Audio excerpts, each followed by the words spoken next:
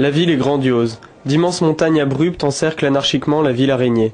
Ces rues sont des pattes qui s'étendent à l'infini et ces fils tissent une toile de briques et de béton qui emprisonne quantité d'immeubles et de faubourgs. Des hommes, piégés par cette toile titanesque, fourmillent dans ce labyrinthe insensé. Des femmes s'engluent dans leurs ponchos multicolores, balayant le sol poussiéreux de leurs jupes superposées. Les pics des montagnes transpercent les nuages fébriles et sont parés de leurs plus beaux atours.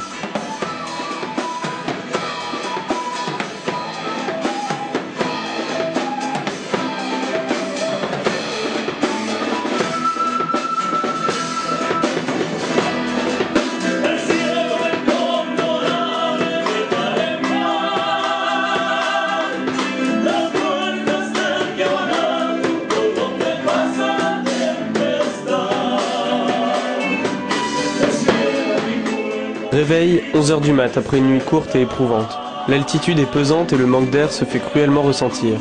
Une courte balade dans la ville nous expose nos limites physiques et c'est plutôt inquiétant. Le cœur se met à battre la chamade quand le corps franchit une côte légèrement inclinée. Plus tard dans la journée, nous rencontrons Freddy, notre chauffeur qui nous conduira à travers notre rêve bolivien à bord du 4x4 familial. À peine le déjeuner terminé, nous empruntons à Troufi, sorte de minibus, et commençons notre descente de La Paz. Tout commence au centre. Une vraie fourmilière, le centre.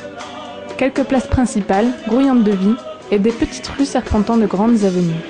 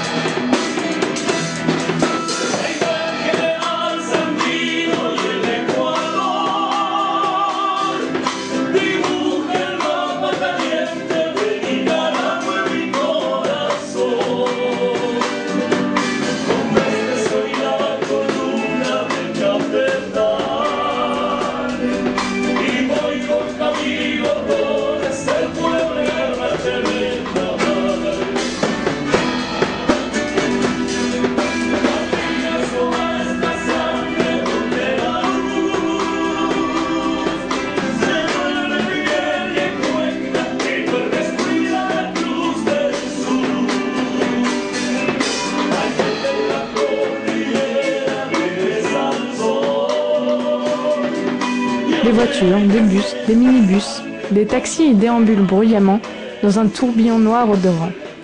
L'air se fait de plus en plus rare et il m'est difficile de respirer. Au-dessus de ce brouillard opaque, un ciel bleu dessine les contours des montagnes lointaines. Elles sont rouges, brunes, jaunes. Elles sont semblables à un immense canyon renfermant une ville gigantesque et circulaire. Le tout forme un splendide dégradé de couleurs qui dégringole jusqu'à mes pieds.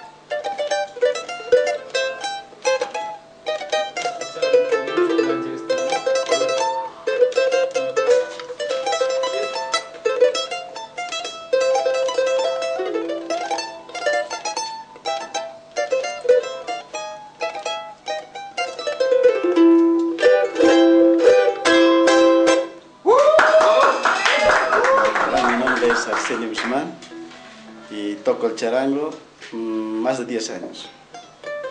Sería todo y estudio. Bueno, soy arquitecto. ¿Qué más? ¿Qué más?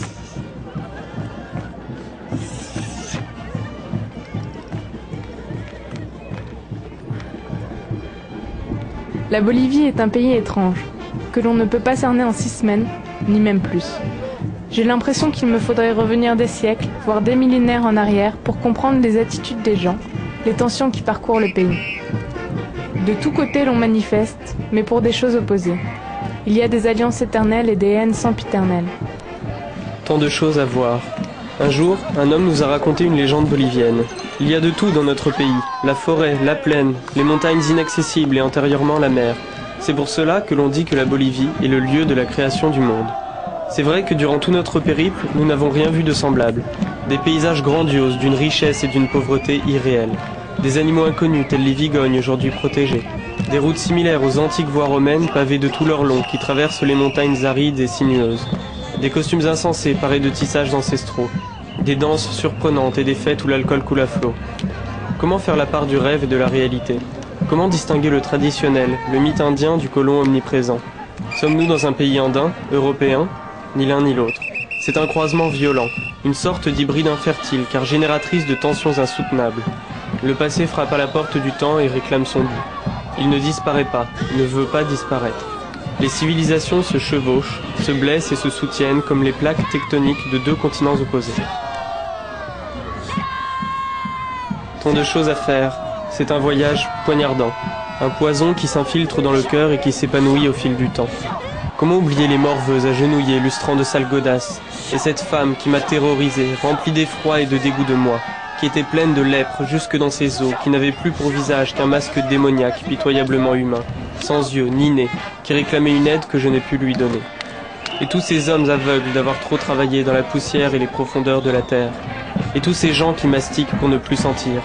Toute la journée, ils mâchent leurs feuilles de coca, divine offrande, pour supporter leurs douleurs et leurs angoisses.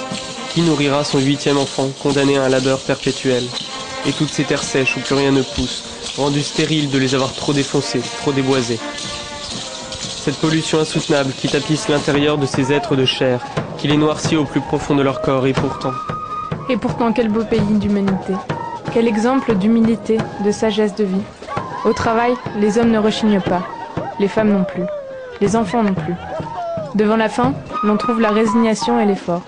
Face aux problèmes, ni violence, ni folie. Face aux problèmes, des solutions. Dans ce pays, une grande volonté d'apprendre des autres, de croire, de partager. Et puis la fête. Chaque jour, à toute heure, les froufrous se froissent et s'envolent au vent. Les cuisses se découvrent, les gueules suivent. Pour chanter et puis jouer de leur cuivre et des tambours violents.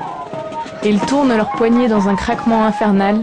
Les crécelles s'exclament au rythme des pas qui martèlent la terre et hurlent « Oui, nous sommes toujours vivants ». Nous jouissons de la vie trop dure, nous dansons le sourire aux lèvres, nous dansons comme nous l'avons toujours fait.